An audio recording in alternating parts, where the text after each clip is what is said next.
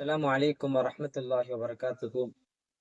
இன்றைய தினத்தோட திருவசனம் என்னவென்று பார்த்தால், தினமும் நமக்கு படி அளப்பவன் யார்? இதைப் பற்றி அல்லாஹ் குர்ஆனில சொல்லுகின்ற போது இந்த வார்த்தையை சொல்லுகின்றான். குல் இன்ன ரப்பி யப்சுத்து ரிஸ்க லிமன் யஷாஉ வ யுகத்திரு வலாக்கின் கான அக்ஸரன் நாஸி லா யஅலமூன் என்பதாக சொல்லிக் காட்டுகின்றான்.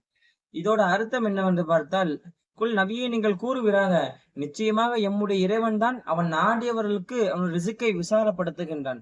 மேலும் அவன் நாடியவர்களுக்கு அதை சுருக்கி வைத்திருக்கின்றான். இந்த விஷயங்களை மனிதர்கள் அதிகமானவர்கள் அறியவில்லை நபியே என்று நீங்கள் கூறுவீராக என்பதாக சொல்லி காட்டுகின்றான். நம்முடைய உலகில் நமக்கு எல்லா சூழ்நிலையிலும் வரக்கூடிய சிந்தனை, எனக்கு இவன் தான் உணவு கொடுக்கிறான், எனக்கு இவன் தான் கொடுக்கிறான்னு நினைக்கிறான். ஆனா அது அல்ல. இவர்கள் எல்லாம் ஒரு காரணிகள், இந்த உலகத்தினுடைய ஒரு காரணிகள். நமக்கெல்லாம் உணவை வழங்குவது அல்லாஹ். அந்த ரிசுக்கு என்கின்ற வார்த்தைக்கு எல்லாமே அடங்கும். உணவு மட்டும் அடங்குன்னு கிடையாது.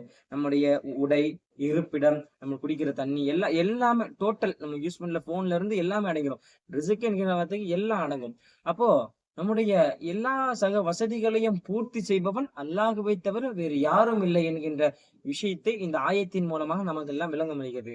ஆக அன்பிற்கினி அல்லாஹ்வின் நல்லடியார்களே, நமக்கு எல்லா சூழ்நிலைகளும் வரக்கூடிய ஒரே சிந்தனை, ஒரு உணவு நம்மளுக்கு முன்னாடி வைக்கப்படுதுன்னா அப்ப நமக்கு சிந்தனை வரணும், இந்த உணவை கொடுத்தது ஏன் அல்லாஹ், ஏன்னா இத கொண்டு எடுத்து இப்ப கொடுத்தது இவர்கள் எல்லாம் அல்லாஹ்வால் படைக்கப்பட்ட ஒரு அடியார்கள் என்கின்ற சிந்தனை நமக்கு உள்ளத்திலே வர வேண்டும். இதுதான் சூஃபியாக்கள் சொல்லிக் கொடுத்த ஒரு வழிமுறையும் கூட. ஆக இனி வரக்கூடிய காலங்களில் அல்லாஹ்வினுடைய சிந்தனை எல்லா சூழ்நிலையிலும் வரக்கூடிய பாக்கியம் நமக்கெல்லாம் அல்லாஹ் தர வேண்டும். வாழும் காலமெல்லாம் ஈமானோடு இருந்து ஈமானோடு மறைங்கக்கூடிய நல்ல நசீபை அல்லாஹ் நமக்கெல்லாம் தருவானாக. நம் வாய்களில் எழுகின்ற பேச்சும், நம் மூச்சில் வருகின்ற இந்த மூச்சு காற்றும் அல்லாஹ்வினுடைய சிந்தனையாக அவன் ஆக்கி வைப்பானாக. ஆமீன். அஸ்ஸலாமு அலைக்கும் வரஹ்மத்துல்லாஹி வபரகாத்துஹு.